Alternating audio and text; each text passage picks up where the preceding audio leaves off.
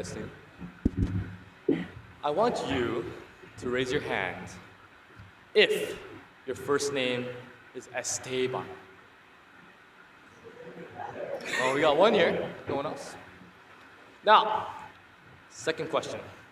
I want you to raise your hand again if your first name is Esteban and you're also bald. One person here.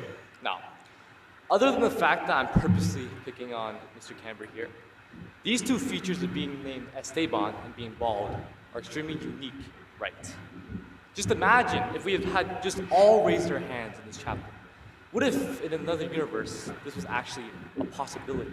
That everyone who gathered in chapel today were all coincidentally named Esteban and follically challenged.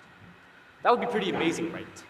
What would be the chances of this universe actually existing, with all of us coming from our different ends in life, being named Esteban at birth, studying our way through existence, and eventually balding our hairlines to the back of our heads, and eventually stumbling into this chapel on this very cold day? The chances of happening are pretty low. Some might say impossible. Well, statistically speaking, the chance of this happening is 0.00000000080 zeros later 0.1%. However, what if I told you that all of you and all of us in this room have already defied these odds? That all of us in this room have done something that was more statistically impossible than the example I had just covered. What is this, you may ask? Well, my fellow people, it's just simply called existing. Now, since I am one of the last chapel speeches in this school year, every time I went to chapel on Thursdays to hear my friends present in their speeches, I was doing two things. One, listening like a good person like all of you should be right now. And two, praying they wouldn't steal my chapel speech topic. I changed my topic 4 times. But after some revisions and brainstorming, I later settled on a topic that I felt like hadn't been touched on that much this year. I'm here to talk about existing, about how each and every one of you could and should be living life to the fullest. And I know, very generic, boring, but still, by the end of the speech, I hope you will all realize that this thing we call life isn't something we should take for granted. I want to cover 3 main things in my speech that drive my mentality to living to the fullest. First is the probability of existence. Does anyone actually know how rare life is? Now, I know in past chapel speeches, people have mentioned the chances of your parents meeting, past relatives surviving conflict, but I'm here to ask you, do you even know the statistical chances of Earth even existing to begin with? The chances that Earth being conveniently formed within the Goldilocks zone, which basically means conveniently distanced away from the sun, is 0.000000079 zeros later 0.1%. Basically, statistically impossible. That means for your ancestors to even have a chance of giving birth to you, for your parents to even meet, the miracle of Earth had to already be there. Second, for those of you that hadn't taken grade 11 biology yet or health, prepare to be enlightened. We are the products of our parents, and when reproduction occurs, millions of sperm cells race against each other to try to fertilize one singular egg. It's a giant marathon that has more than 300 million participants, but only one individual can win the ultimate grand prize, the grand prize of being born. In the end, only one singular sperm cell can successfully fertilize the egg, leaving the others unable to gain consciousness, and they will never be born. There could have been a version of you in which you were born, in which you were smarter, dumber, more athletic, or even bolder. The list of possibilities go on. But all those other possibilities would have never gotten the chance to live life. And if your sperm cell hadn't had won the race, you would not be alive today. The chances of winning the reproduction race and being born is 1 in 250 million. And for my religious friends out there, and quick FYI, I'm not religious, so I had to seek some help for this. It is known that God made you all for a purpose, even before you were born. And in the Bible, it is referenced numerous times that being born is a miracle in itself.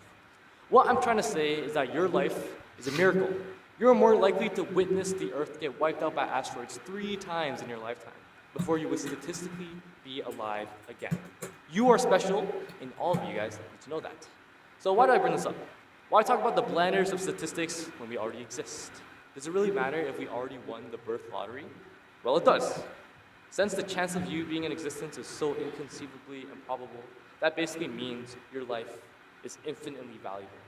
Every breath you take, every minute you spend sleeping in class, and second you stare at me is time taken away from your fortune of luck in the form of time. Everyone's time on this earth is fixed. You can't prolong it even if you tried, so why waste your precious and infinitely valuable time? Don't wait to take action, because before you know it, you realize you wasted a whole week, month, or year even on something that you probably shouldn't. My second point is this: time. Most of you believe that life has just begun. In a sense, you're right. Most of us are 14 to 18 years old, teenagers, and we're all fresh in life. You may be thinking, why is this guy talking about running out of time when life has only just begun? Well, you see, my fellow arrogant students, you're wrong. Have you noticed that as your as your years at Appleby progressed, so did your perception of time here? In grade 9 or whenever you start at Appleby, your first year is always the longest. You're in this new hectic environment and you have no clue what's going on. However, the next year, grade 10 for most of us, you will come back and have a stronger sense in knowing what's going on. Maybe you're in the rhythm now, know exactly what club to sign up for, or have a dedicated group of friends. I know when I first stepped foot here in grade 9, I was so overwhelmed by everything. There was way too many clubs for me to choose. Grade 12s were so scary and tall, and I kept on getting lost trying to find my grade 9 English classroom, which was in G4. But coming in grade 10, I knew I was going to do debate first term, hockey second, rugby third. I had the set rhythm now, and school started to feel more consistent to me. And before I knew it, grade 10 flew by like nothing. This is called the consistency effect, in which when your life starts to feel consistent, your mind starts to perceive time as faster. Whether you feel like time flew by in high school, like I did, is irrelevant. It's scientifically proven that once you hit your 20s, time will start to fly by exponentially. Scientists have even proved by the time that you die, 60 to 80% of your perceived time and memories will actually stem from your younger years. This is because for the vast majority of the population, they take standardized lives and adopt fixed schedules post-university. Every day is the same. You wake up, go to work, eat, repeat.